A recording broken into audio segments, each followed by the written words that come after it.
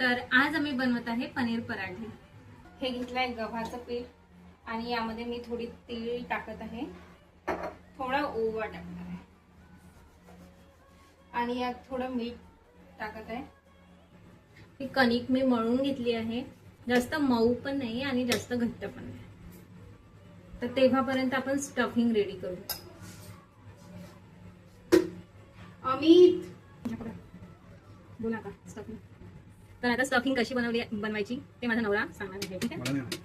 अरे बोलायला त्रास जातो, मी व्हॉइस ओव्हर दे। हे आता आम्ही पनीर घेतलंय, आम्ही पनीर घेतलं आहे, बारीक चिरलेली मिरची, बारीक चिरलेलं लसूण आणि बारीक चिरलेला कांदा। आता आम्ही यामध्ये टाकणार आहे जिरं पावडर,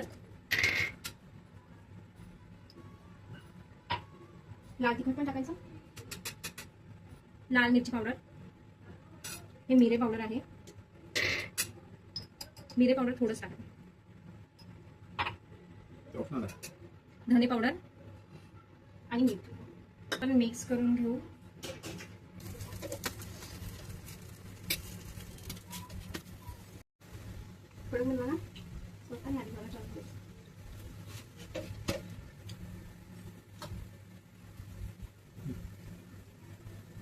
आता आम्ही दही पराठे एन्जॉय करतो, तुम्ही पण बनवा आणि तुम्ही पण खा।